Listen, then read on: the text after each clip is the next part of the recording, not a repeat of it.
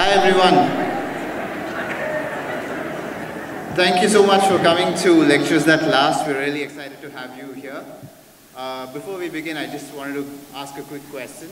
How many of you knew the name of the song that was playing when you walked in? Raise your hand. Not so many.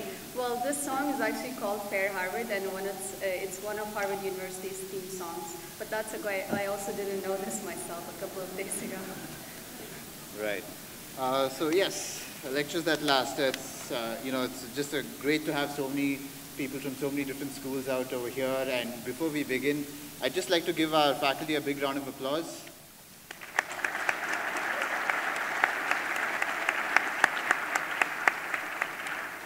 I'm Krishna.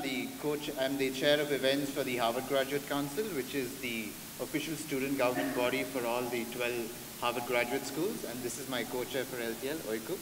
Welcome, everyone. We are very excited to have you at Lectures That Last, which brings together professors from each of the Harvard graduate schools. Lectures That Last is an annual event, and every year we have a different theme. This year's theme is The Last Lecture. We ask our professors to talk about their personal values and key life takeaways that are responsible for their success. So more specifically, we ask them this question: what would you teach your students if you knew this was your last lecture at Harvard?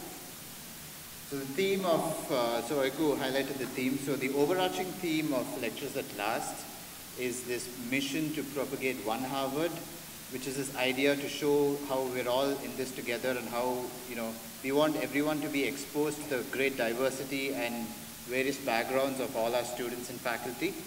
And can we all agree that Harvard University is the best in the world? Let's have a round of applause.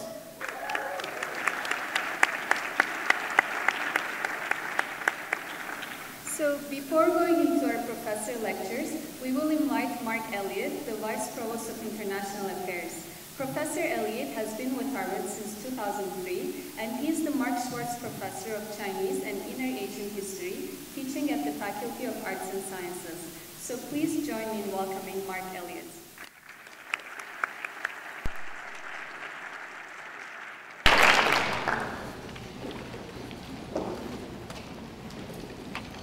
Well, good afternoon, everybody, and welcome to Lectures That Last.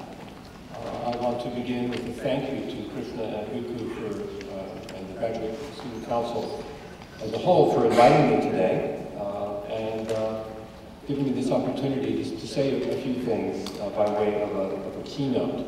So let me stress to make sure that your expectations are appropriately adjusted. This is not a lecture intended to last, and I don't think it probably will. I hope will help set something of the tone for the lectures to follow from my colleagues in different schools. So as you mentioned, I'm a professor of Chinese history in FAS, and last year became, or the year before actually, Vice Provost for International Affairs, which is a position that most of you probably didn't even know existed before, just as you may not have known the tune Fair Harvard, but you will hear that tune, presuming that you graduate, which we all presume you will. Now, my job as Vice Provost is to oversee and promote and help support the university's global engagement across all the schools of the university, not just FAS, my home school, but all the schools, obviously also including the School of Business, which is graciously permitting us to use Burton Hall today. So this is, put simply, a job that's about connecting Harvard with the world and the world with Harvard. It's a job about telling the story of Harvard as a global university. So, for instance, when I'm giving speeches to alumni or in remarks to donors, I very cleverly try to let slip out the fact that 33% of Harvard faculty were born outside the United States, that 22% of our students are from outside the US. In fact, I'm curious, how many of you here count yourselves as international students? A show of hands. Wow. Well, just look around you. That gives you some sense of how diverse how internationally diverse, and diversity is counted in many ways, how internationally diverse this community is. We have more international scholars at Harvard than any other school in the United States, including the very largest state universities. We have about 56,000 alums in 180 countries around the world. It's true in some countries the number of alums, like in the Faroe Islands, is 1. But still, we have a proud Harvard alum holding up that flag in the North Atlantic.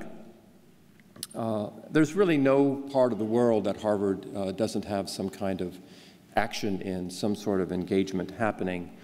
And to tell the story of Global Harvard, that the university is a richer place, a better place, a smarter place, a more creative and dynamic place because of these global connections, is an easy story to tell. And it's one I'm proud to tell.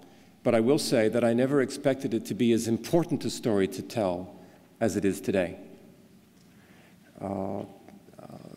The executive orders that were signed by President Trump on the 27th of January, almost a month ago now, has created significant uncertainty in the university's world, and I imagine in the world of many of you sitting here today.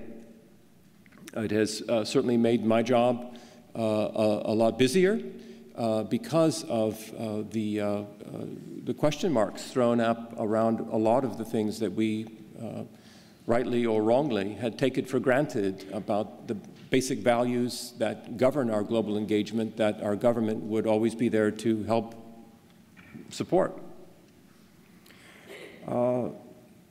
It's hard to think of any field of inquiry that's not global in one way or another. It doesn't matter what school you look at. It doesn't matter what department you look at. The implications of the uncertainties around the international space and the freedom of people to move between countries is one that I think we all have to deal with, and we all have to face on one level or another. And for many of us, it's a very personal sort of engagement. These orders are, I think, just one manifestation, actually, of a broader trend that many of us have been seeing in recent months. A trend that is critical of globalization for its negative effects upon society, whether in the United States or outside the United States. Globalization is seen as a force not so much for the creation of wealth as for the creation and exacerbation of inequality, for example. Globalization as leading to a worsening standard of living for people left behind by change. Globalization as a cause of alienation, disillusionment, and even danger, a source of fear against which we should be raising barriers and building walls. And the benefits that have been brought to us by the lowering of borders that has characterized the general direction of things for certainly most of my, if not all of my adult life, these benefits are now being questioned. And that's, on one level, probably not a bad thing. It's important to bring our critical faculties to bear on all sorts of issues. However, when core values of the university, such as values of inclusivity, values of excellence, freedom of prejudice, are being questioned, then the university has an obligation to speak on behalf of its community and to its community in defense of those values. And I want to make clear that I certainly understand, and the senior leadership of the university, including, of course, President Faust, who has spoken out and written herself, signed on to various letters, understands that as a community devoted to free and open inquiry, we recognize that there may be differences of opinion around the executive order, and that sorting out those differences of opinion is a normal part of the democratic process, which, as we can see around us today, can be pretty messy. Can be pretty messy sometimes. But that's how we do it, and in an ideal world, or even in a world that's a little bit better, we should be able to do so without resorting to labeling, name-calling, mockery, or other forms of expression that do not evidence the respect that we certainly cultivate at an institution like Harvard for opinions that differ from our own. In fact, the ability to carry on that kind of civil discourse is one of the things that we prize most highly at the university, and that we, I think, all need to bear in mind and to defend when we get the chance. I have spoken in some of the information sessions that we have held around campus about the university's position. I'm not here to reiterate that today. The President has made the university's position crystal clear when, for instance, she wrote, "Our robust commitment to internationalism is not an incidental or dispensable accessory. It is integral to all we do in the laboratory, in the classroom, in the conference hall, and in the world. International students and scholars are essential to Harvard's identity and excellence." So we continue to think about what the university's response should be to the continuing situation of high anxiety and fear among many members of the community, including students, visiting scholars, postdocs, professors, researchers, scientists in the different schools. There's no place that I think has been left unaffected by the present mood and the present level of uncertainty. We will continue to advocate for immigration policies that protect legitimate security interests while still allowing for the free movement of people and scholars across borders, as we always have.